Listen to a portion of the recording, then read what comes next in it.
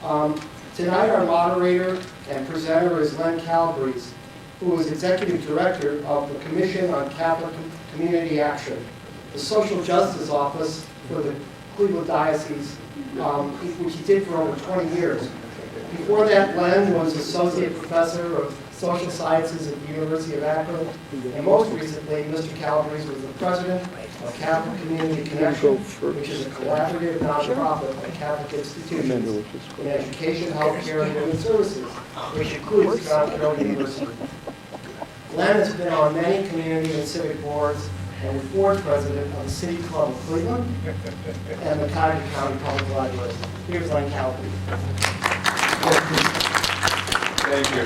Thanks, Michael, for that introduction. Thank you also for all your work on this whole series, and thanks to John Carroll. It's good to be back in my alma mater. And so Paul Murphy there, thank you, the head of the Institute of Catholic Studies, and many other things. I don't remember all the titles now, but it's always good to be here among friends and back home. And with a great panel that we have with the mayor here in University Heights, where we are, Sue Infeld, Brad Sellers, mayor of Warrensville Heights, not a few miles down the road, and Georgine Welo, the mayor of South Euclid, just barely a mile to the north. So all mayors, all leaders, and glad to say all friends too.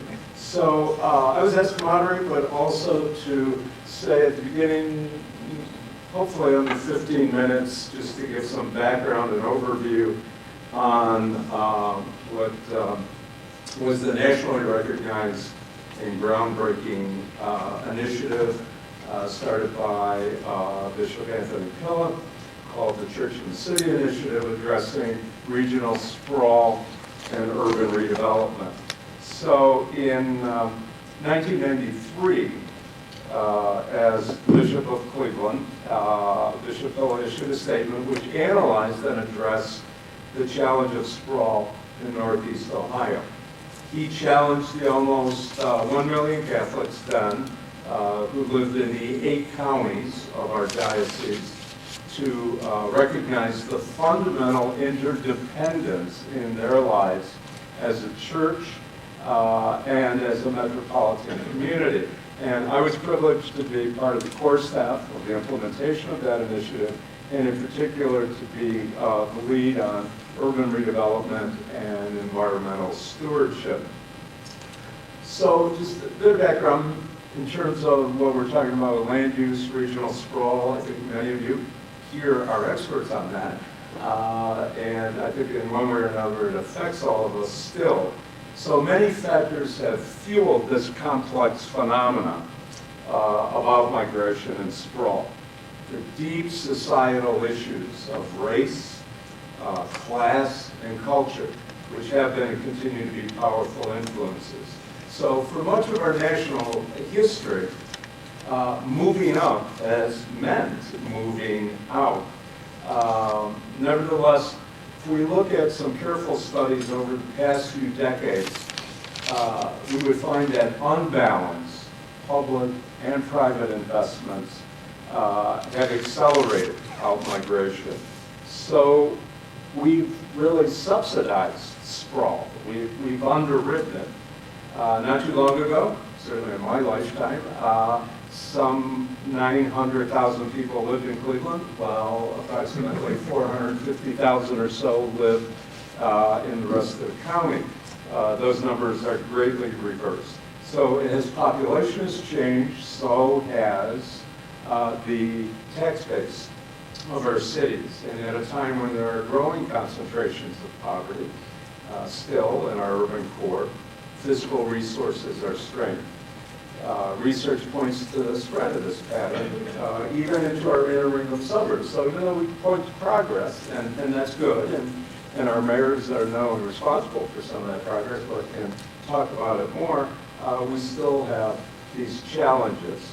So public tax dollars that support maintenance and redevelopment of our central cities and now our inner ring suburbs have just simply not been comparable to what's been spent on out-migration, to the underwriting of sprawl. So unbalanced investment promoted housing and economic growth in outlying areas, often to the detriment of older neighborhoods and communities. So the Church of the City basically looked at this and said that kind of unbalanced investment did not provide people with fair choices or a multiplicity of choices if they wanted to remain in older, established neighborhoods and communities. And that pattern of unbalanced investment has brought us to an anomalous situation in Northeast Ohio. So we basically still have flat regional population growth, yet we still spread out over more and more land. So we have sprawl without growth.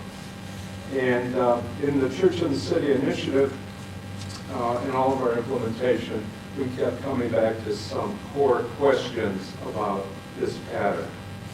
I'll just share a few. So does this well-established trend represent good stewardship of our valuable resources as far as agricultural lands and green spaces? Does it lead to a cleaner environment? Does it strengthen the social fabric of our communities? Does it make for more cohesive and vibrant family life? Does it foster greater civic participation? Does it wisely utilize our fiscal resources? Does it increase our economic competitiveness as a region? Does it further a healthy appreciation of multicultural diversity and inclusiveness? Does it better ground our young people in a rooted, meaningful sense of identity marked by solid values? Does it help break down the isolation of people by race, income, and culture? Does it help bridge the widening gaps that separate rich, poor, and middle class? Does it advance social justice and the common good? And as Catholic Christians, does it help us better follow the example of Jesus, the Christ, and being more compassionate and loving towards our neighbor? So as Catholics, we're called to be one body with one mission, and in the context of our faith, is called to unity, especially in mission, is really not an option. It's who we are as the Catholic Church. We're called to be a cohesive faith community, respecting our diversity, but united in solidarity with the whole human family, especially with those who are struggling. And no matter where we live or who we are, we have gifts and talents to build upon and to share with others. We also have needs and challenges to face. So we need each other to grow and develop into the fullness of who we can be as individuals, as families, as communities, and as a people. And so that's all rather easy to say, but as you can imagine, it's harder to carry out in practice. So one reason the Church in the City statement was issued was to try and motivate an attitudinal change that could help people take different steps in the personal, public, and social arenas of their lives. Bishop Hilla, as a pastor and as a teacher, hoped it could be a lens to look through to see our church, our community, our region, and even ourselves in a new way and in a fresh way. We're actually far more interdependent than we realize, than many of our typical boundaries would lead us to believe. So increasingly, we share one economy and one environment, whether we live in city or suburb or rural areas. We're one metropolitan society, and our faiths are intertwined economically and socially, and I would even say spiritually. So our geographic boundaries can often distract us from the real needs and the real capabilities of the region in which we live.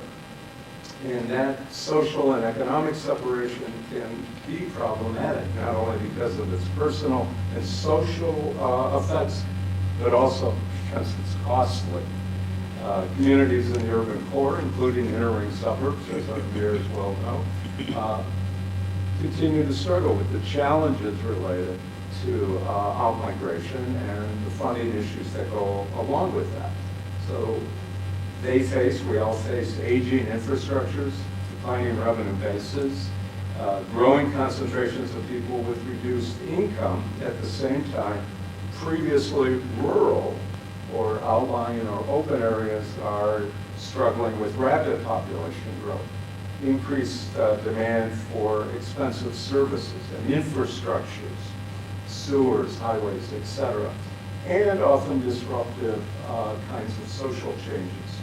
So one of the first things we did in the implementation was to try and bring diverse peoples more together by fostering partnerships, especially urban and suburban, and even in some cases rural parishes, coming together in new kinds of partnerships, as well as school-to-school partnerships that would bring people together from diverse backgrounds, and that would try to foster a sense of mutuality, of respecting each other and learning from each other, no matter where they live. We had a church and city grant program to help assist parishes and schools in doing that.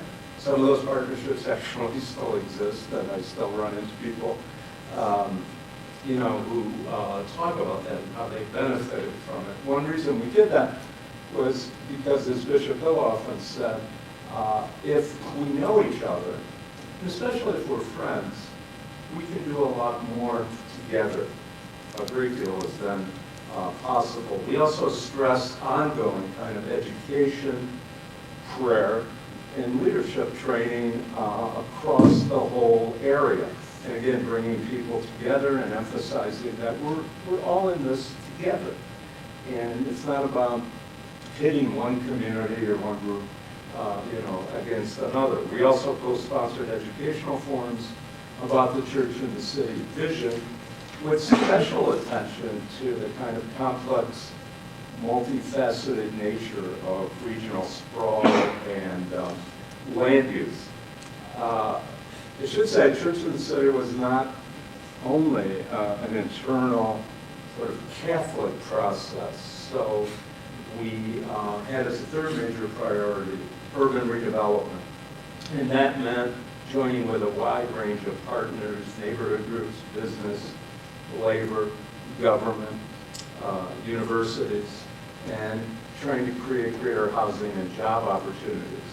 So it meant we also acted as conveners, as catalysts, as anchors for community-based economic development initiatives. And that also meant that we reached out to work with other faith traditions. So there was very much of an interfaith dimension and a great deal of interfaith cooperation, especially with forums, dialogues, and partnerships. And just one example of that was a national forum that we did with over 1,000 people at the Temple Tiferet Israel. It was at the old campus at East 105th, which is now the Maltz Performing Arts Center.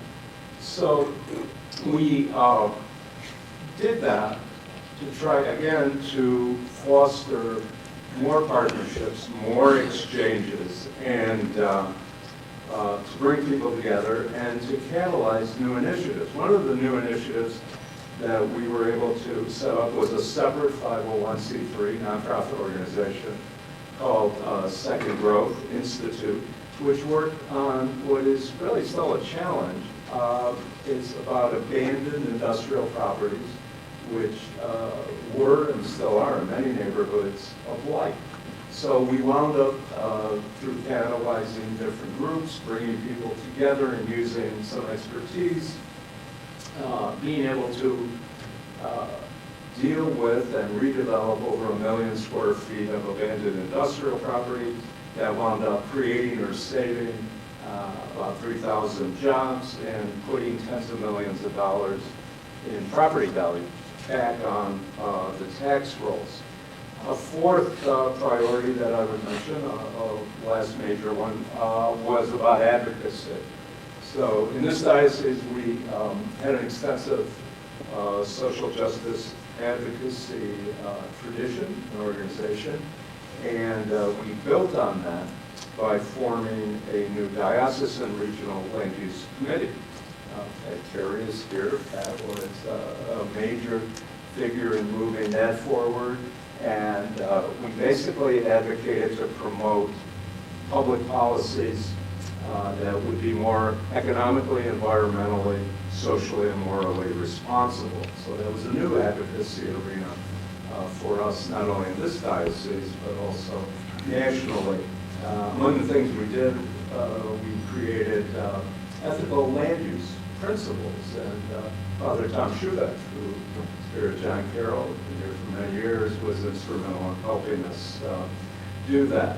So just kind of in summing up and moving to our panel, I would say that for me, the Church in the City initiative testifies to the importance of leaders, leadership at all levels, and to having a compelling, unifying vision that motivates people and creates hope and nurtures the hope that each of us can make a difference in creating a different future, a better future. And I think that kind of compelling vision and nurturing that kind of hope is even more important in these days. And I think we're fortunate that we have leaders who are striving to do that. We have 3 of them here. So not only striving to do that in their own communities, but also across our region. So I'm going to introduce, first of all, Mayor Sue Infeld from University Heights. I'm going to ask all 3 of them just, say a little bit of response, but also to highlight some areas of cooperation that really are signs of progress and hope. So, thank you. So just stay here? Yeah. Yeah. Okay. I think the mics are on. Okay. Well, thank you, everybody. Thank you, Dr. Murphy and the Institute of Catholic Studies. I think we're all very happy to be here and continue this conversation about what is the right thing to do for this region to make it grow, to make people want to live here, and to be good stewards not only of the economy, but the environment, and always keeping in mind that there are other generations following us and that the decisions we make today are important for those people. I can put a little bit of context to what Len had just talked about regarding the church in the city, and that has to do with my history here in Cleveland and as an elected official. I'm Susan Infeld, Mayor of University Heights. I was elected to the City Council in University Heights in 1995 and started serving in 1996, which was around the time of the formation of the First Suburbs Consortium. At that time, Ken Montlak, a councilman in the city of Cleveland Heights, invited me to join the planning group, and it was a small working group of people, some of whom are here tonight. Tom Beyer, who is a housing expert in this region. He's sitting in the audience. Who was a professor at Cleveland State and Livingston College. Art Brooks, a Cleveland Heights resident, who was a former, I believe, state senator or state rep? State representative, okay. David Beach, who's now in charge of the Green City Blue Lake initiative through the Natural History Museum. Madeline Kane, who was then the mayor of Lakewood, me, councilwoman from University Heights, but a good worker bee, and Pat Carey, who's in the audience, who kind of began as sort of a consultant, and she was like so wonderful, and we're like, let's get together. We used to have these wonderful meetings planning how to appropriately advocate for the needs of inner ring suburbs with the state legislature at the time, because what we were seeing was a pattern of state policy that was sending money to outer ring areas to do things like extend highways, build new interchanges. For instance, and I don't mean to pick on the Cleveland Clinic, but when they moved a large facility from Cleveland out to, I can't remember if it was Avon or Avon Lake, they were able to successfully lobby to have a highway interchange put in there. that was all money that could have been used in areas where people already lived in this county. And so our whole effort was to make sure that our state legislature and our state government would understand that we were representing areas that were fully built, had a lot of people in them with a lot of needs, and yet the funding was not being evenly distributed. So that was how the first suburbs began. And it was interesting for me to hear the history of the church in the city. I'm a parishioner of Jesu across the street, so certainly I had heard about it. I just couldn't exactly remember coming here tonight which came first. So clearly the church in the city, this will show you how visionary that whole aspect was, because the first suburbs came after the church in the city. And there were other things that happened after the church in the city. One thing I do remember about the church in the city when it was first proposed by the bishop was the idea of a pie, and slices of a pie, and the inner ring being the tiniest, the sharpest angle on the pie, and then it would move outward. And that, coincidentally, kind of represents our county council arrangements today.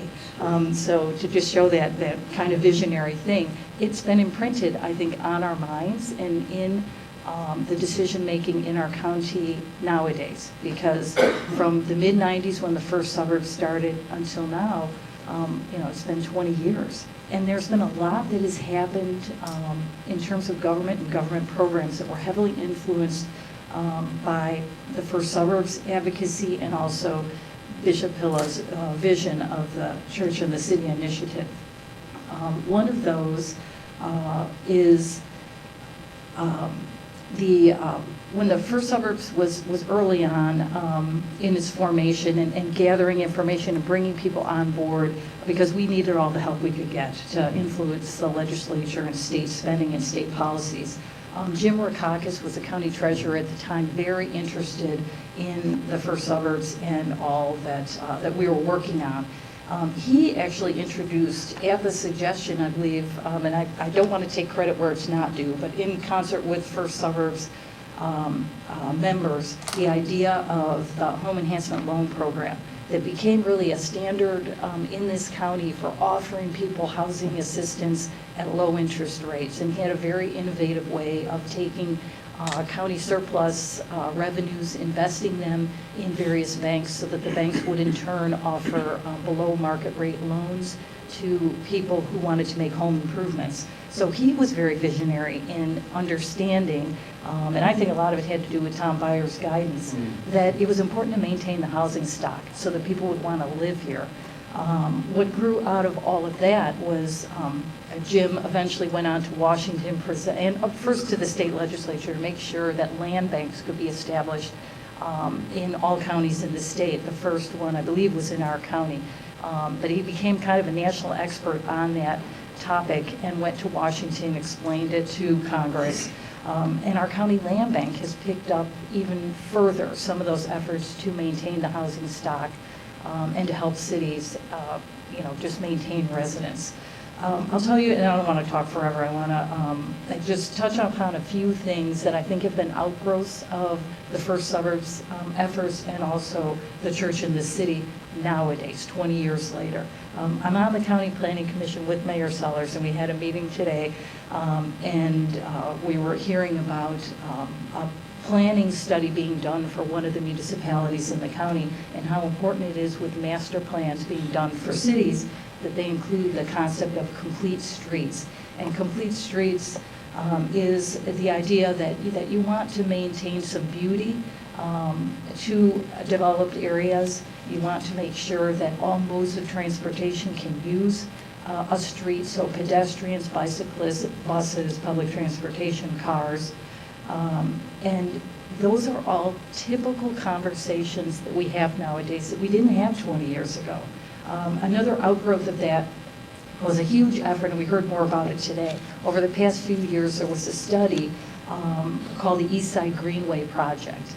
that established a bicycle pathway through the entire east side of Cuyahoga County, and it was meant to be a way to deliver people to our largest asset, our lakefront. Well, today at the County Planning Commission, we heard that in the next year, there's going to be intensive planning for a west side greenway project, so that our county will have this united pathway, which I think is great, because 20 years ago, this was the type of thing that everybody said, wouldn't it be nice if we could have this? Wouldn't it be nice if we were like Chicago or other places that have that? Well, we are now. We're doing it, and it actually happened. I'm also on the NOACA board, and one thing that has still been a problem with our area is, again, the state policies about funding roadways. And what I see, and first of all, we have a very visionary leader of NOACA, Grace Galucci. And what we see as board members, as we approve transportation funding that comes into this area and how it's subsequently spent, is that the state will maintain roadways outside of urban areas that they won't maintain in urban areas. And it's just not very fair, because I guess it's expected that we have enough resources in the urban areas sometimes to maintain these state roadways. But if you're an unincorporated township, or, I might be, I know we're being recorded, I hope I have all the terminology right. But it's putting the burden on people who are here, and we're not getting the same level of assistance that people outside of here have. I'm also a board member of the Ohio Municipal League, and the governor just proposed a recent budget that talks about state collection of local income taxes. Well, that's how we survive. If the local income taxes don't come back to us fully, as we're used to having it happen, and as we would expect it to happen, and if some of it gets skimmed off by the state, well, that's just less money that we have to do things to make our areas nice and attractive places to live. And one last little thing that I wanted to say, and I'm probably over my 3 minutes or whatever, is this whole concept of a sanctuary city and treating people with respect. It's obviously a big national topic nowadays, but I think it does harken back to the original concepts proposed through the Church and the City Initiative, that people matter and quality of life matters, and that we have to think about these things, certainly as decision makers in the region. And I want to have my cohorts here speak, and I think in some ways you might hear all of us say some of the same things, and that is because we collaborate on everything. And they'll probably explain more about all of that. Thank you. Great. Thank you, Mayor. Mayor Sellers. Good evening. Thank you for having me here. Thank you, John Carroll, and thank you for inviting me. I'm not going to dig deep down into the things that Mayor Infeld talked about, but I do want to talk about urban sprawl and the Church and the City Initiative. Now, you think about this, almost 25 years ago that this initiative was launched, talking about urban sprawl and the effect that it will have on this county and this community, these various cities. And you think about it, 25 years later, it has really come to pass to be exactly what Bishop Pillar thought it was going to do. And what we find ourselves now working out here is that there's a lot of things that need to be done as people continue to move further and further away. You think about it, people are moving further and further away, looking for better opportunities, not only for themselves, but for their families, for better opportunities. But in doing that, there's a weight that you leave behind you that has to be taken care of. And then what happens is that you talk about the transformation of Cleveland having many years ago, having almost 1 million people in the central city, and now and 450,000 out in the suburbs, and now it's 300,000+ in the city, and more than 1.5 million out in the suburbs. And what happens is all this investment that has been made in the central cities and the inner ring suburbs is now being stressed out. It's being stressed, and you're trying to hold it together, because if the central city and the inner ring suburbs collapse, then the outer ring will collapse. It's just a matter of time. And as I was preparing for the meeting tonight, and I'm doing my history research, 25 years ago, Bishop Pillar talked about this, And he had to get out and try to sell it to different people to have people understand what was really on the line.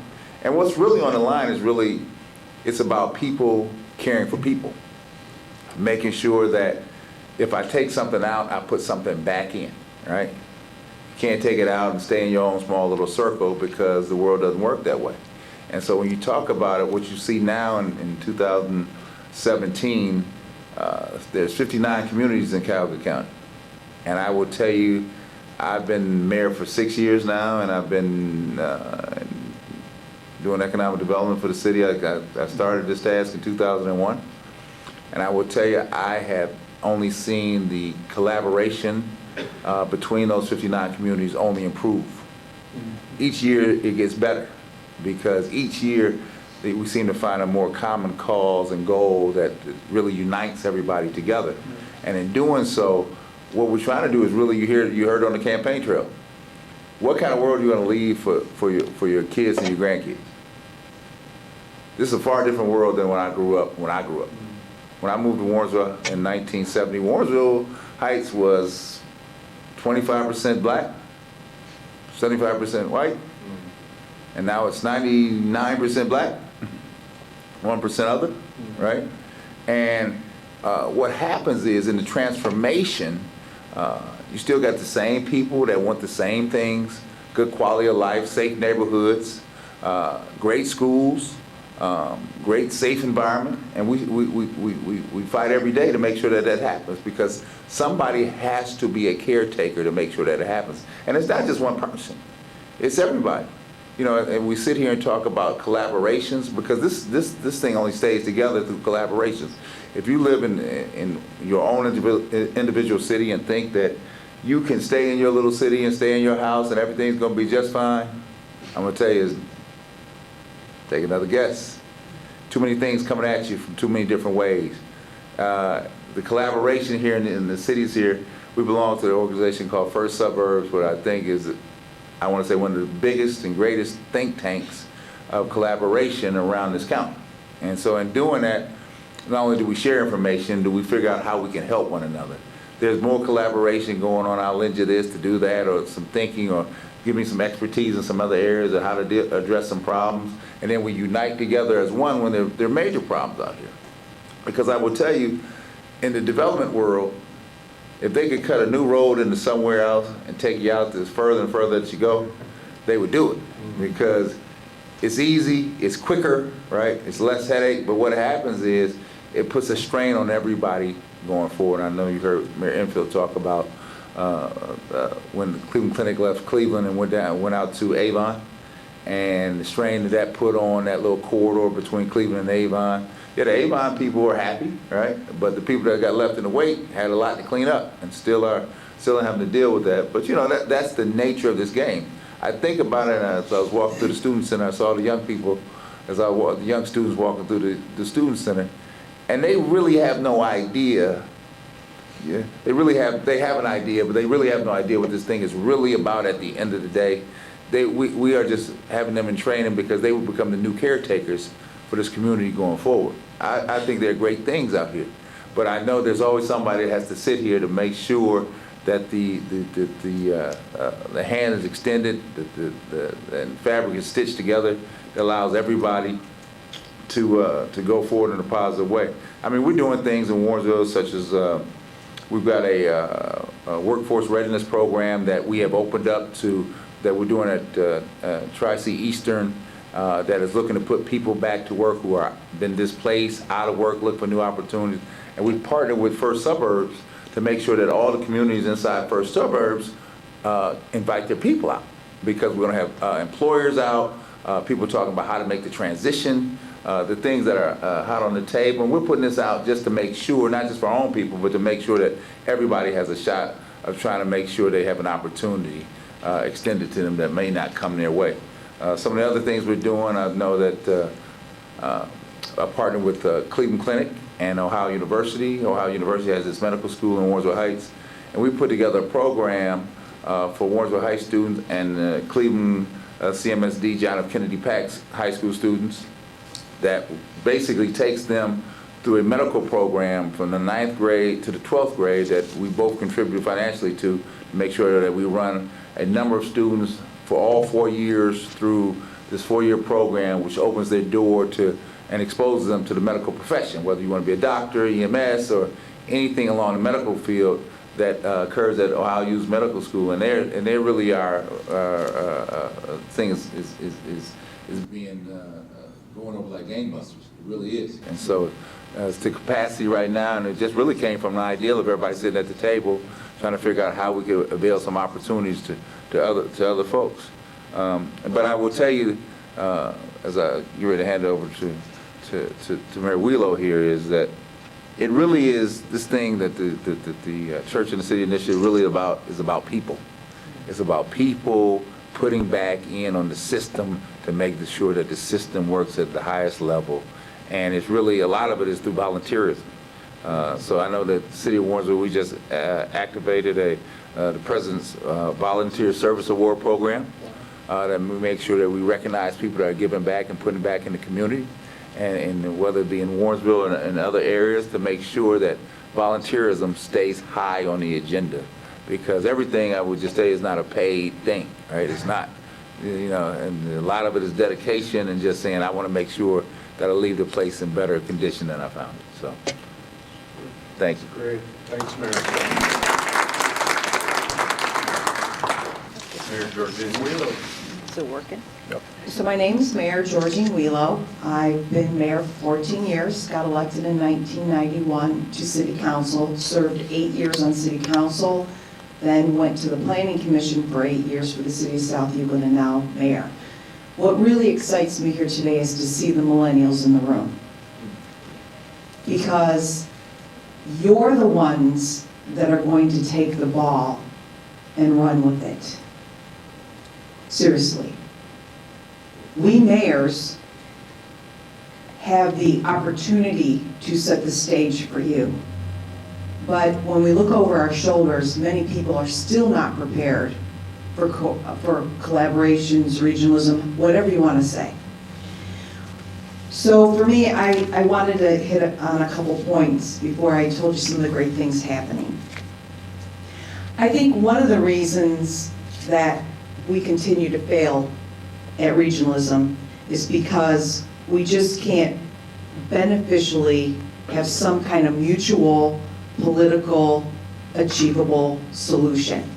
And I know that sounds like a lot of words, but it comes down to politics. It comes down to, do you have the big girl pants or the big boy pants to really go out there and convince people that sharing what you have isn't going to weaken, you know, what's important to you. That's what's so important. You have to remember that we're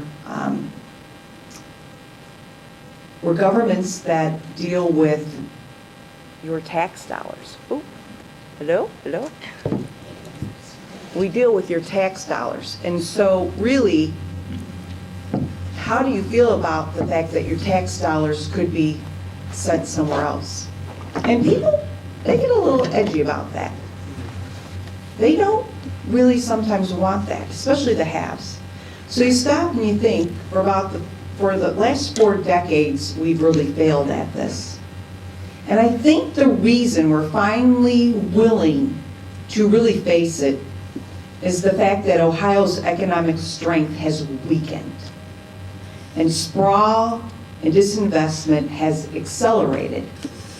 So, as my good friend, your predecessor, Mayor Burl Rothschild said, Mayor Welo, you're never going to get anywhere with regionalism until everybody's poor. And then, and only then, will they start wanting to listen to you. Well, I think the day's here, because many communities, even the haves, are seeing the pots dwindle.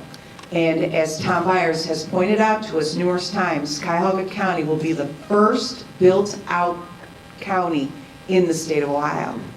So what are you going to do, Outer Rings? Where are you going to get your money? So for us, you know, we're seeing the results of people fleeing with their feet and taking their families. So I really look at a few things. How did we get here? I feel political weakness, race, the free market, wealth. I look at redlining, which still continues. The fact that no one really wants to provide for the poor or minorities. Nobody wants to accept public housing. And the segregation and concentration of poverty. So that's where we are today. And so for someone like me, I take a step back and I constantly look at how can we get a regional agenda together? What can we do with our land use? And what coalitions for regionalism are out there? And who are my partners? So I really feel deeply that a lot of this is with the state. There's no one that has more power than the state. And they're sitting down there and they haven't done a darn thing. And I say to myself, okay, what about governing reform? Is it where every one of us mayors and any elected official runs on the fact that we should run to put ourselves out of a job because we'll merge? Is it just those reforms that we really need help on, such as tax sharing? I will tell you that Mayor Jackson gave us a wonderful program with the water main program. We have old water mains in our communities. If you sign a non-poaching agreement with Mayor Jackson and the city of Cleveland, they work diligently to repair the water mains. We do not have to put out the millions of dollars to do that. And on top of it, if for some reason your community has a business and they move to Cleveland, he will share a portion of the income tax with you up to 5 years. So currently in the city of South Euclid, we have Jet Machinery, who, and most people don't even know this, they make all these parts for Tesla. So they've outgrown, and they've grown twice since I've been mayor. Well, they were looking for, land and to invest and to move because there was just no place in South Euclid. And they, I kept hearing, Willoughby, and I'm like, no, Cuyahoga County, Cuyahoga County. Well, they landed, they were looking at Maple Heights in Cleveland, and they landed in Cleveland. So of course my economic development director picks up the phone, and the next thing you know, it's like, okay, we'll talk to the gents. The minute this happens, we'll start sharing the income tax. That's what's going to take. It's going to take that kind of thinking. Right now, University Heights, Shaker Heights, Cleveland Heights, and South Euclid are looking at a dispatch, joint dispatch. Now that's happening all over. But this will be the only dispatch that's going to share the income tax, because that's really our main focus, is not just to be a regional dispatch, but how can we be a better example to other communities, and how can we start saying, okay, we're going to start sharing. The other thing is education reform, the financing of education. It has to get off the backs of our homes. Some communities do not pass school levies. But in our communities, they understand the importance of education. It's not about race, it's about place, it's about education. It's about where you were born and the opportunities you were given. And the United States was built on the fact that everyone has the opportunity of a free education. And that's what we need to really build on. Only 4 out of 10 people in Cuyahoga County have an advanced degree. How will we compete in Cuyahoga County? How will we compete? We say a region. Okay, regionalization, what's a region? Oh, where do you live? I live in Northeast Ohio. That's your region. Oh, where do you live? Oh, I'm a Clevelander. Okay, that's your region. I grew up urban. Oh, where I grew up rural, that's your region. But when it comes down to it, the barriers go up and there is no region. And without higher education and without the opportunities that are to be given to everyone, I don't know how we're going to be able to continually finance sprawl.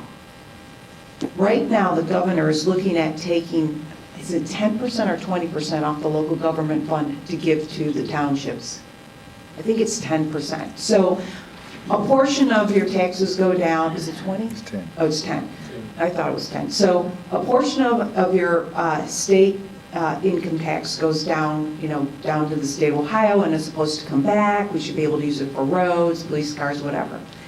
Well, Governor Kasich, in the last go-ahead, took a swipe off and sent it to townships. Now, townships, they have no income tax because they don't want it.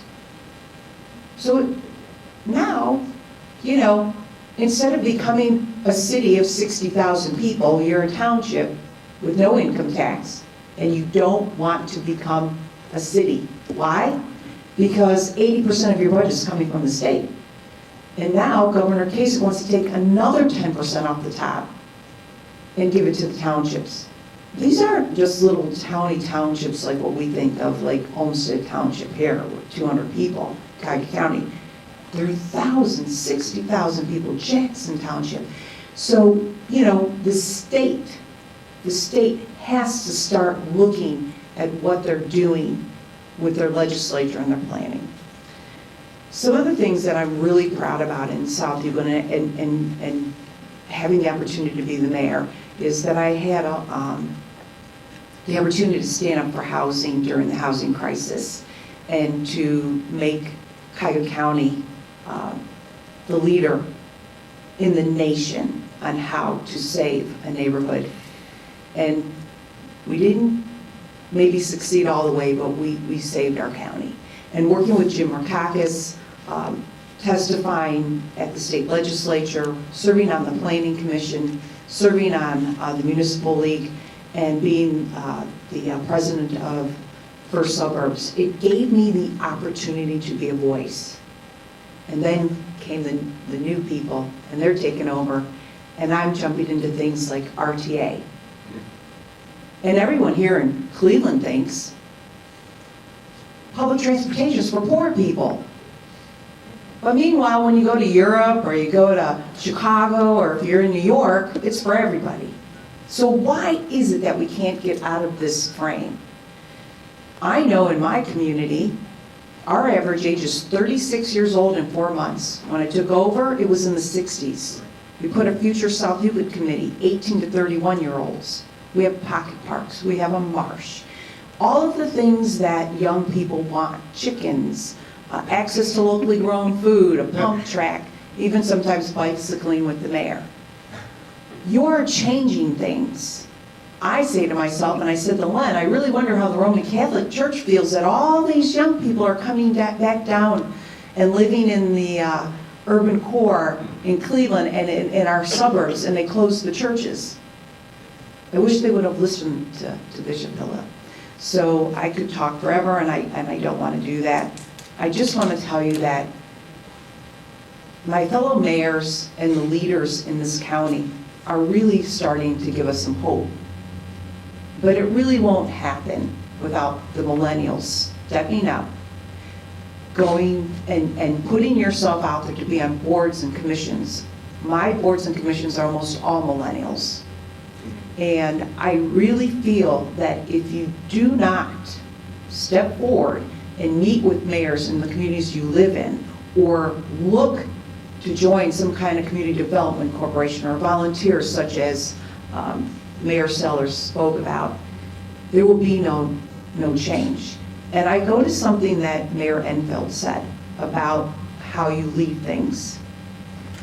It's being said right now that the millennials will be the first generation that will leave the earth in better shape than when you found it.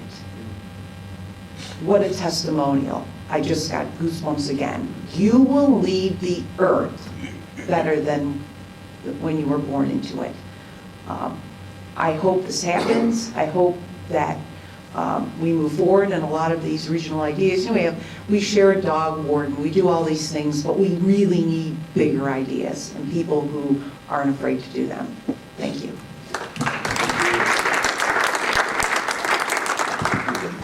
There's just so much that comes to mind. It's such a rich sharing among the three of you, and a lot of themes that interrelate, a lot of points that interrelate, because I think this was stressed. You three in particular collaborate a good deal, and we have examples of collaboration. We want to see about questions, comments from people here. Let me just ask first, are there examples of similar, let's say, cooperation with the school districts? And, thoughts about that? I know Mayor Welo mentioned, we need to move away from tying education and really the future life chances of our children to property and where they're born, that it's kind of a roll of the dice, and we know study after study indicates it's got a huge effect. What kind of education people are going to get, what their chances are in life, to do well, to succeed, etc. So do you see, is there movement on that front, or, things you can point to, or what do we need to do there? Okay, we'll go in the same order. Okay. That's a tough nut. Yeah. The state constitution in Ohio, the Right. Ohio Constitution is a little different than that of other states because it guarantees the right to a public education.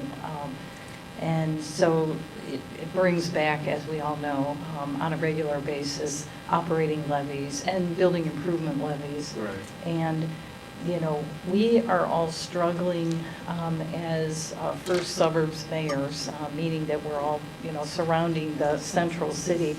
We're struggling with what is happening. We are getting to the point of seeing an inverse relationship between the property taxes as they go up. The house value might be going down. Those are things that impact our communities as desirable places to live. It's our job, I think I speak for all of us here, to continually make our communities desirable so that people want to live in them. And in that way, we're being good stewards. We have a lot of infrastructure investment in our communities. We have, beautiful historic homes. If we didn't make it our job to make sure that people want to live here, then all of this infrastructure would be wasted. And so we are recyclers in that regard. We want to make sure that all the initial investment is still being utilized. So, I think as everyone knows, the Ohio Supreme Court has ruled 4 times that the state legislature should be addressing school funding. It hasn't happened.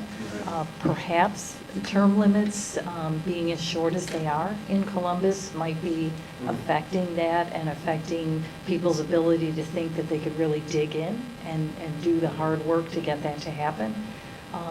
I'm not sure, but I just suspect that that might have something to do with it. So the political will isn't there, and I honestly don't know what to do to get that to change. There's going to have to be some kind of a gigantic march on Columbus to get that to change, because it impacts communities, and certainly communities like ours that are inner ring, where the cost of education could be higher because we might have more children with special needs, and children who may not have had all of the enrichment opportunities in their home environment as preschoolers, as children who might live in other school districts. So I'll pass this along to my colleagues here. I would like to add something to what Susan said. Remember, we're inner-ring suburbs, so we were built around World War II. So that's housing. That's not medical, corridors. It's not huge manufacturing. It's not corporate areas. And you have to remember, schools get their money from the property taxes. So when you look at an inner ring suburb and it's all homes, where does that burden fall? But if you were like Mayor Friedman of Beechwood and said, we're going to live like kings and queens and have few houses and have a lot of business, it's different. But he had the opportunity to plan. We did not. I will tell you that you have to partner with your schools. The population of children is dwindling. You have to remember, between the baby boomers to Gen X, there were 9 million less live births. So you wonder why Kitty City closed. They didn't sell a lot of motorcycles anymore, so those companies went away, Suzuki and that. It wasn't anything but simple math. If you don't have live births, you don't have a population to buy things. So I don't really know why they kept coming up with all these ideas that, you know, these horrible things happened. It was just simple math. Then came now the millennials, and there are more millennials than there are of us baby boomers. So that's why you're seeing entrepreneurship again, because they have to make a whole new economy for themselves. They have to create jobs for themselves, just like they did do during the industrial time. So that's why we're seeing all of this, and that's why it's critical. It's critical that we work with our school children. For us in South Euclid, we are very blessed, just like John Carroll. We have Notre Dame College. We call ourselves a college town for all ages, and the nucleus of our community is Notre Dame College. We are seeing right now at Roland Elementary School, that is just west of the college, has a very low enrollment because around that area, families are no longer residing. It's a lot of young professionals, and a lot of young people do not have children, or they're seeking higher education. And so we're seeing a dwindling of population in these schools.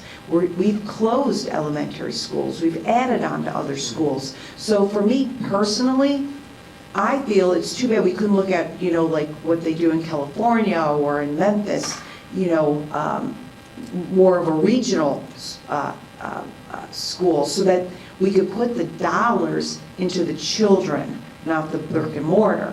And we're also seeing where, you know, the children are learning so differently. We had ditto sheets and, you know, weekly readers and things like that. Our children now have access to the world. And, you know, I stop and I think, my parents would say, my dad was a teacher in Mayfield. And, you know, George, they call me George. George, every day after dinner, you have to read out loud to your mom. So there's my poor mother, left at home with 4 kids, trying to do something. We all had to sit and read out loud. We weren't allowed to watch TV. And, you know, I think now, kids nowadays, you know, my grandson that's 3 operates an iPad. He has his own iPad. Nobody tells him he can't watch that iPad, that he can't, you know, look at cumulus, nimbus, clouds, nanny, look at this, you know, and I'm like, well, geez, I don't think I knew that till about 7th grade. So, you know, for me, I've really taken a step back and I've said things are so different. Tutoring in the schools, you know, in 1st grade for my 3 children, it was coins and how to tell time. Now it's the metric system for a 1st grader. And I'm like, well, I think that was 9th grade. You know, so for me, I'm just so amazed that in Ohio, we haven't really grasped that the times have changed. And managing change is hard. I know it. My soulmates over here can tell you the same thing. It's very hard to manage change, but we have to be able to do it, and education's critical. Tutoring in the schools, as Brad said, getting them into the medical field. You know, these are the things that are so important to the children of and the entrepreneurs of tomorrow. So I'm a big advocate. It doesn't matter if you're at the college, at a private school, or the public schools. I do everything I can to make sure that the next generation is going to be better than mine. That's great. One other thought, I mean, I was struck by the comments about the state, the role of the state of Ohio, largely negative role, negative influence in terms of, you know, what we're dealing with in Northeast Ohio. What about the county? I mean, how do you all see, I mean, in terms of what's going on with the county, that helpful, or other things you think could be going on, you know, to foster more cooperation? Well, let me say, I'm probably going to jump over one of these other mics in a minute, but the county is a great cooperating partner. They are, right? And so, and it really is dependent upon who's the leadership at the county at that time, right? Sure. And so when you've got, like, we have Army Bruder sitting down there, who's a great partner, great listener to some of the issues going on out here. But I will just tell you that when you talk about state, county, they can't solve your issue. Right. You know, when you really want to solve your issue, it really starts at the ground level, right? And so when you take hold of your own issue and then you reach out to them to say, okay, can you provide me some assistance? But you're going to have to really carve your way out of it, because I just want to jump back in on the school thing. Yeah, sure. So for the school thing, I'm a proposition guy, right? I've had a chance to live all over the world, see a lot of things, see a lot of people, see some of the good places in this country, some bad places in this country, some great places across the world. It's pretty simplistic for me. People, we want a good community. People want good housing, first of all, safe neighborhoods, and a great school system, a great opportunity for the kids. You have that at the beginning, you've got at least people's attention, right? So I'm sitting here in Warrensville, I come back, I'm sitting here and saying, okay, we have an issue that the demographic change in Warrensville, we have an issue inside the school that has to be addressed. And so I couldn't wait on Casey to change it for me. I couldn't wait on the Department of Education to change it for me. I mean, I keep my eye on it, but it's not going to happen. It's not going to happen in my lifetime. So I go to my own community and say, well, if we want it to happen, let me give you the proposition. What do you want? They say, we want good schools. We don't want to move about 100 miles away from here to go to a good school. Right. I like my neighborhood. I like my little neighbor. Right? I like helping my 80-year-old neighbor pull the trash down on every Thursday so he can get picked up. That's good. I like that. But if I want a good school, I've got to go out 100 miles to go to get a good school. So I said, let's start with the proposition that if you want a good school, what is a good school? And we sat down with the district, mapped out a strategy, because it has changed from the time I was in school. You know, you got to start school now at the age of 3, right? And you go to the places where they're having great success out in school districts, they started that 15 years ago, right? They started taking in kids at the age of 4, 15, 17 years ago, right? The urban districts have not. So one of the changes that we had to do is and our partnership with the county, that's where the county comes in at, because we sit down with the county and say, here's an idea, let me run this by you. We have made the decision that where we had 7 schools in Warrensville, we're going to eradicate the 7 schools. We're going to go down to 3 schools. All right, we're going to go down, right, because you had schools in your neighborhoods and everybody liked that. Well, that was good in the 60s and 70s. It's not efficient now, right? So we're going to go to a setup where we're going to go to 3 schools, an elementary that's going to run from pre-K, starting at 3 to 5, basically putting 2 schools in one, tearing down what we have, building a brand new school, changing our high school, changing that into the middle school, converting that to the middle school, and then building a brand new high school and putting it all on basically on one campus. That brings us out of our neighborhood school. It's more efficient setup, and then it's not just the buildings and bricks and mortar, it's the programming that you have inside. So we're 21st century learning, high tech, pushing it, because the millennials that you talk to, have you ever worked with them? Smart as a whip. Smart as a whip. You give them something technical, knock it right out, right? You give them something old school to do, a little more difficult, right? Because we're old school, we know how to do it, right? Because we had to learn it a certain way. But if I need my computer program or something else, or my iPhone set up, I give it right to my kids. The 8th grader could knock it right out in a second. Doesn't take them long, right? And so their world is different. So we got to position them for a different world, right? And in doing that, that's what I'm talking about with exposure. I'm talking about with the availing to opportunity. And what you're doing is opening up their mind. My theory is, and what I sold to my own community is this. Let's take that successful model that's on the periphery, 60 miles outside of town. Put that in this setup here. It's going to take a lot of resource, figure out how we're going to do it. And they say, well, you say, well, how are you going to pay for this thing? I'm fortunate. In all of Chagrin Highlands, I'm not sure if everybody knows all of Chagrin Highlands. So everything in Chagrin Highlands, I want you to know, all the property tax that goes in Chagrin Highlands goes to Warrensville City Schools. I don't care if it's in Beechwood, Orange, Warrensville, Highland. It's all owned by the city of Cleveland, but all that property money goes to Warrensville City Schools. So this is the proposition I took to the people. I said, we're going to take all that revenue, we're going to take 80% of that revenue and divert it down to paying for these schools, right? So it's not on the backs of you, or you. You're going to carry a little bit of this thing, and we just said, it's a theory. It's the theory that I sold to the people, and we're going to try it. But you have to change the paradigm, because continuing to do the same thing over and over and over again, at a point it becomes ludicrous. It does. And so this is the type of thing, this is the Church of the City initiative. People taking hold of their own community and saying, okay, how can I make this happen? Because if you're waiting for the next person to make it happen, they can get diverted, right? We're still waiting on, like Mary Infeld said, we're still waiting for them to resolve this school funding piece that they know has already been adjudicated, and they just keep going around it. So I can't keep waiting on that. I have to figure out a way to make it happen.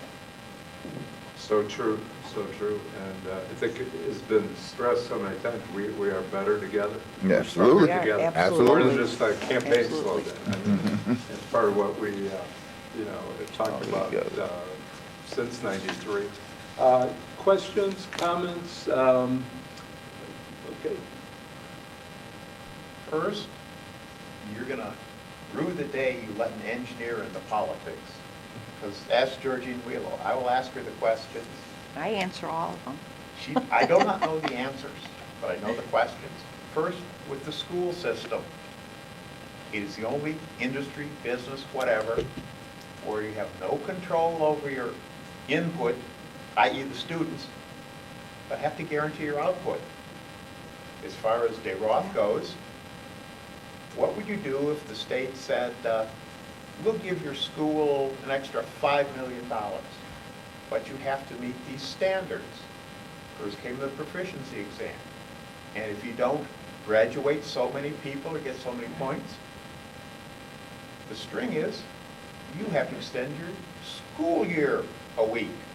If that fails after 3 years, you extend it 2 weeks. Everybody is NIMBY. They want to stay in their own fiefdom, where if you know Middle European history, that's a bird that isn't worth attacking to take over. And a week and a half ago, I was at a meeting down at Tinkham Vale at Case, the merger of East Cleveland and Cleveland. And very few politicians want to give up their job. Why did the merger of Orange, Woodmere, Pepper, Pike, and Moreland Hills fall apart? The state gave, the county gave money towards a study. But when it came down to the end, the people wanted to remain in their fiefdoms. So let's, who wants to I'll jump in. I'll jump in because of here. So let me take his last question first. Because I'm on the edge of Orange. Yeah. And it really wasn't about the fiefdom. Yeah. I grew up in this little cottage over here in Orange. I didn't grow up in Woodmere. I just like Orange.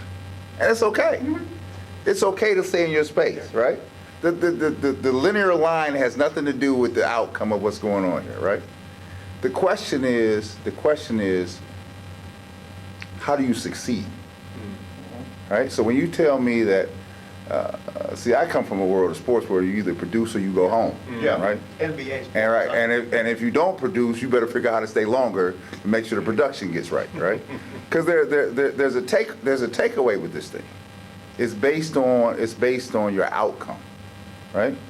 And sometimes we wall ourselves off and convince ourselves that that's not the end of the game. It's not. You have to produce. You've got to figure out a way. And some places are easier than others. Some games are easier than others, but you got to figure out how to produce, right? And so, like I said, when I'm living over in Europe, you know they go to school most of the year. Right. School doesn't end at 2:30 for them. It ends at 7 p.m. They take a little break in the day and come back, right? This is a story so everybody's finding their way to be successful. You know, we sometimes will get out here and say it's got to fit into this little box, just like this, between these parameters, at these times, so that I'm quite comfortable doing the things that I need to do because it doesn't impact my life, right? Well, it doesn't always work like that. You know, my two colleagues know, I love to go home at 5 o'clock some nights. That would be nice. I'd love to go home at 5 o'clock some nights. And a lot of nights, you know, that's not the case, right? Right. Where everybody's at home having dinner and everything else. So to your question, here's part of the church and the church and city initiative. You got to figure out a way, and there is no one way that's going to work for everybody, right? So what may work in Orange may not work in Warrensville. What may work in Warrensville may not work in University Heights, right? Everybody has their way. And the one thing I do like, because, you know, I know they say, you know, this thing of regionalism, everybody pulling together, changing up, giving up your head. I like it when I go to Cleveland Heights. It's different. I like when I go to Shaker. It's different, right? Right? And when I go in there, I go and I learn something from them, right? And the good things I like, I take back and say, hey, what about this? Right? And vice versa, right? And vice versa. So it's not the linear line. It's what you're trying to derive inside the box, right? And then not only what you're trying to derive, what are you willing to give up to get? That's the question. Yeah, that's, That's- and to do that, you have to, it's not be in the same room together. You got to at least talk to people Yeah, absolutely. and listen to Absolutely. people, and you got to have mutual respect. Yeah, I'd like to address a little bit of what you said about the schools and agree with what Brad had said, that obviously Europe, and there are even some states in the United States where public school days are structured longer and more of a year-long model. But we do have ways to address the functioning of a public school, and that would be through a school board. You know, people elect them. They are the people who give the marching orders to the superintendent, who in turn tells everybody else how things work. There, in some respects, I may sound like I'm saying the exact opposite of what Brad had just said, but if there is a desire to do better for kids in school, if people really think that they're not getting a good education, there really has to be a very large collective agreement, meaning that people might have to give a little bit on some of their own personal needs and wants and say that this bigger picture is what is right, and we are not going to be fighting for our little piece of turf or our little fiefdom. Maybe that means that there should be bigger school boards. Maybe you need more than just a few people. They're managing huge budgets. Our school district has a budget of, I think it's 110 million. Our city's operating budget is 13.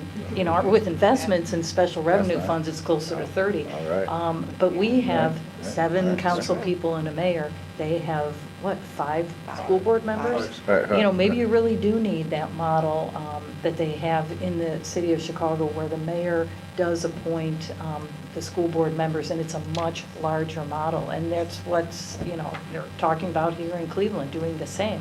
Maybe you need a larger group of people having input into those decisions. Just a thought. But again, I do think that if you really want change, that a lot of people have to come together and agree, and not everybody's going to win every single piece of the argument. They're just going to have to agree that it is okay and agree on find that Venn diagram. Everybody's going to come through and have different viewpoints, but the point in the middle, and just, hold fast to that. But Cleveland has already had an appointed school board since the era of Mike White. Right. But, and I'm not, how about the local schools? Are they also appointed? And the neighborhood schools, I think that's what they're talking about more That's what recently. they're trying to move. Yeah, and that's the model that Chicago has. Right. And really, where's the state in all this? I mean, what's the number of students? And at that point, do you no longer have a school district? When you look at someplace like Richmond Heights, Yeah. that's, Talk to the mayor about that. right, where they're graduating 60 kids a year. Right. And they have to maintain all those Yeah. buildings. It's like, why are you strapping the residents with that?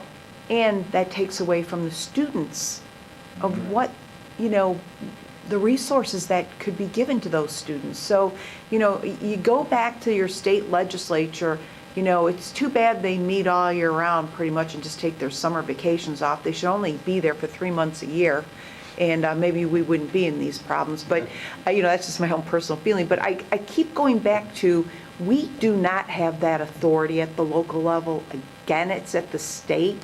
Why are they not looking at this? I mean, we see it. And, and then you look at what Brad said. So we redeveloped Cedar Center and Oakwood. All those dollars go to the Cleveland Heights, University Heights School District and Library. The property taxes. Property taxes, right. Nothing goes to our South Euclid Inner schools. So, you say, and then you look at Richmond Heights, Hilltop and part of the mall that's still active, those dollars go to South Euclid, Lyndhurst schools. You can't even figure this out. I mean, it just doesn't make any sense. So, I don't know why they haven't put any kind of strategic group to look at this. Youngstown has done it. They've looked at, merging their schools. I just think that it's time to take that step. And lastly, what would be so bad about the neighborhood of South Euclid or the neighborhood of Warrensville Heights? I don't really see the problem with that. If we had a larger metropolitan area. Mike? I have a question. If you were going to be county executive and you were going to do something dramatic to change Northeast Ohio, to make it more attractive to people to move here, to make it more efficient, what would you do? Can you go first? Yeah. Well, to make it more attractive, develop more development on the lakefront than we have now, and that we've had the whole time I've ever lived here. That's always been a puzzle to me, because I grew up in the city of Chicago, and downtown there, everything's developed, and always was during my childhood, and Lake Erie's a great lake. I got to tell you, to me this is funny. We moved here based on my husband's job. He came and had an interview here, and I didn't come on that interview. He was interviewing a lot of different places. And so I saw Cleveland on a piece of paper as a plus and a minus. And when I saw the Great Lake, and I just thought, well, wow, that's of course where we want to go, because beaches and all kinds of stuff going on. And then when I moved here, I'm like, oh, it isn't quite exactly that. So I got involved. I can't emphasize enough the importance of getting involved, that one little person like me, who didn't even grow up around here, can make a difference. But your point about the county executive, I would really emphasize lakefront development. And there was a second part. I can't remember. What? What is a major program that you would advocate and perhaps put to the voters that would change Northeast Ohio, that would attract people here, and that would make things more efficient? Well, I think we're getting there on efficiency in terms of transportation. The idea of bike fronts along the lake. I think there was something in the paper the other day, or something I read online, I can't remember which, showing the marginal road and having a bike, a pathway there. Right. That's fantastic because, the cultural gardens is something that's really unique about Cleveland. It's beautiful, it's treed, and it leads to two great things. University Circle on one end and the lake on the other. And then you get, and I've run the Cleveland Marathon several times. You run on the Marginal and then you run on MLK. And it's gorgeous, especially for people who aren't from here. They see all the best that Cleveland has. Again, I think the efficiencies in terms of, we do a lot of shared purchasing together, so we always try to find lowered costs on large capital items. For instance, a lot of cities combine their bidding out of street projects so that they can get a low cost, a volume discount on asphalt. We buy road salt, usually in large collaboratives. With our school district, University Heights is able to take advantage of their lower costs through a state purchasing program for schools for gasoline that operates all the city vehicles. So the collaborations and efficiencies on products is there. And on programs, I think we're doing a pretty good job. Mayor Welo had talked about this joint dispatch center that will take all of the dispatchers who answer the 911 calls, whether it's for police and fire, and putting them all together. That's actually something that we're doing because we have to. The federal funding that pays for the equipment that allows a dispatcher to answer a 911 phone call, especially for cell phones, comes from the federal government to the states.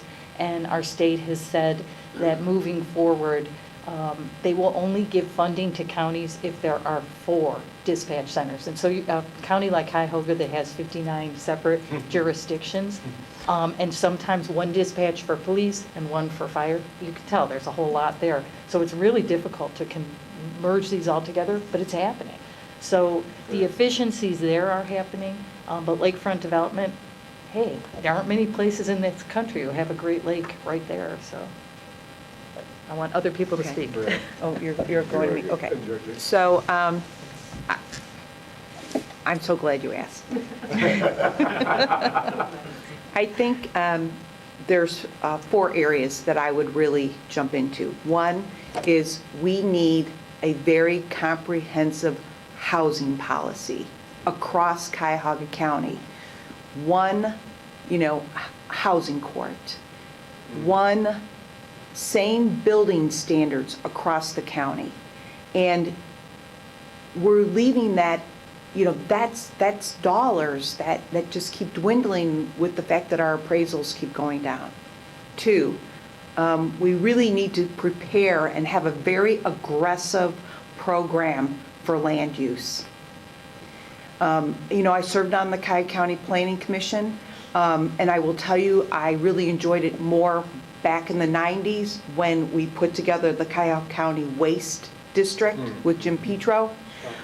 We went from PTA to churches and we spoke about what needed to be done, and we came under one waste district. And it took a lot of time. And I think we need to do that with land use the same way we did it with the waste district. And I think we need to really look at a Cuyahoga County, Cleveland, the county and Cleveland, 1 police department, 1 jail, and 1 fire department. The resources that go into those 3 areas, and if we could put it under 1 hat, like the Mecklenburg, Charlotte model, thank you, my mind went blank, we would be so far ahead. We would then have the dollars to do what we really need to do most, and that's our health and human services.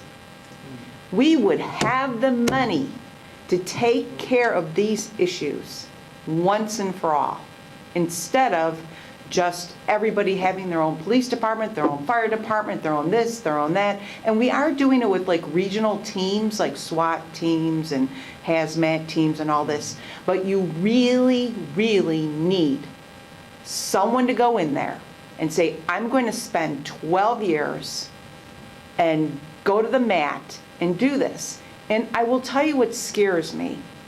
You're seeing, it used to be where mayors would stay for a while.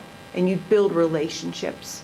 Unfortunately for us, some of the cities have term limits. We'll lose Susan Infeld. We'll lose the mayor. Not yet. It's an election Yeah, year. right. No, but I mean, we'll lose University Heights. We're going to lose Mayfield Heights. We're going to lose Woodmere. All through these years, we're going to lose these mayors that we have relationships with.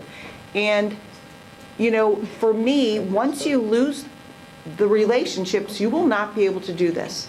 You know, and so I say to myself, this is what the county council should be doing, and Armin Budish, our executive. Really, really go to the mat. Be the face. We used to have faces for the county. Jim Petro, you know, we had Mary Boyle, Tim Hagan. You had faces for Northeast Ohio with Stokes and Perk and Voinovich. Now we have Marcia Fudge. You know, where is this? So for me, I really hope that I get to be part of this. If not, hopefully in my retirement someday, I'll be one of the people that get to serve on some kind of a panel that will be able to bring this together. Wow, breathtaking. So Oh. we're glad all three of you have been on this panel. Oh, we have Brad yet. He didn't get to get his. We're going to have Well- always the closer. Well, I'm just gonna, Closer. He's going for our three-point shot. Couple things, right? Just You get, he's going to be as good as Kyrie. Couple things, just a couple real quick. So here, because that's a great question. Yeah. And it's really not for me, but like the two men sitting behind you, For them. the two Our behind you, millennials. yeah, it's for you. Because somebody got to sit here with big ideas, and you can't be afraid to play big, right? So one thing that has always amazed me about this thing, and one of the changes I'll make here, we're going to really go metro on this thing. I should be able to get from my house to the airport via rail or something without taking my car, right? But if you look out the way this city was laid out years ago, they had that all set up, Right. right? So transportation is an issue now, because you talk to the employers around here, they can't get people to work. No. So we make a short decision years ago, many years ago, now it's coming to fruition now, right? You can't get people to work now. There's one issue. The other thing is, we need to make major investment in places that need major investment, right? Because where we don't make the major investment, I get case in point, because a lot of it is economic development based, you have to have people go to work. We got to be hustling jobs here every day. And I'm not talking about just straight restaurant job. I mean, you got to have a job, right?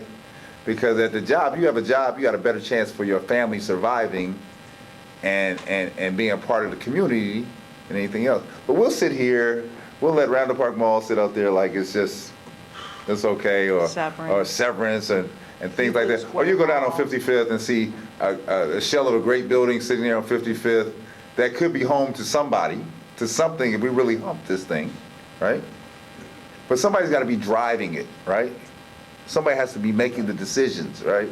And you've got to figure out strategically where you play. I was at a meeting this morning with one of the state reps, and we had one of the waitresses come to us, and she said her daughter is hooked on heroin, 20-something years old. And she said the thing that she can't find, there are no beds. Right. You're right. She can get a 30-day stay somewhere, then after there's no beds for her to go. But we used to have the beds. Right. And the same thing applies to mental health, right? Right? And then there was a great idea from somebody who thought it was a good idea. Well, let's get out of the game, right? Because I saved myself $2. Yeah, I saved yourself $2, but you cost yourself $100 in the end. But you saved the $2 in the beginning. You did, right? So now you got a problem now, because you got a heroin or opiate problem, right? You have a mental health problem. In case you didn't know, they're probably living in your neighborhood, inside the house, and which sometimes leaches out to be a problem, right? Because it's nothing against them; they need help too, right? But we need to start making it. Real quick to your question, we need to start making the decisions that are going to help us in the long term, and not run away from the decision, right? I don't care how tough it is. And here, in a democracy, all I can do is bring it to the floor. And you can go thumbs up or thumbs down on it, right? But my job at the helm is to bring it to the floor, right? Not to hide from it because it's tough, because some people may get squeamish on it, right? Because somebody here's got to call the play. Right. Now, and then it's less up to us to execute it. That's right. But this is what this is what when I read Bishop Pillar's writings, this is what this is. Right. Right. This thing is coming. You can run out to Manawa if you want to. Right. It's going to catch up with you, right? At some point, it's going to catch you, right? And it may not be you, but those young men sitting in the back, it's going to be them. So where you thought you were saving them, all you're doing is delaying it, right? And so, but we've got a chance here. There's too many smart people in these cities, Yeah. right? Yeah. Just like you guys, too many smart people out in this audience, right? And so this is what this thing is about. It's about us working together to solve our issues collectively together. Right. And when we do that, I guarantee you over time, everybody's a winner. Tom Byer has this housing study out here, right? Right. There's a housing crisis out here. Right. That's on the Absolutely. verge of happening. And in some cities now around here, it's happening, right? happening again. It's happening, again. right? But if you live in Manawa, you don't see it. No. You think I'm good, but see, it was in the city. Now it's in the suburbs. That's right. It's in entering suburbs. It's in the This is outer rings. not- and it's in the edge of the outer ring suburbs too, right? Places where you didn't think it was happening, right?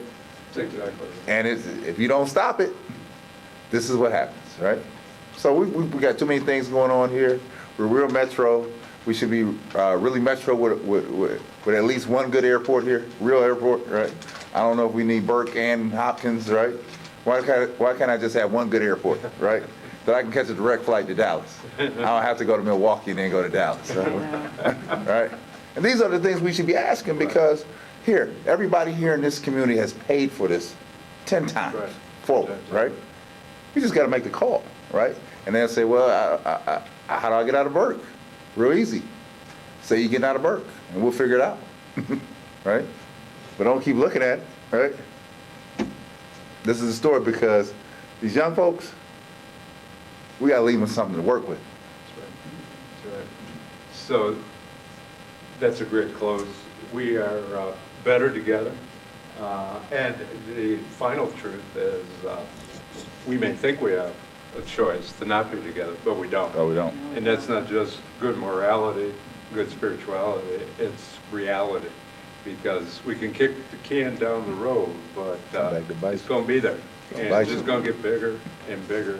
And no place to run, no place to hide. Some of us don't want to, and like being in the fray, and there's tremendous, I think, power in trying to strive to make things better and to make a difference. And you three are all great examples of that.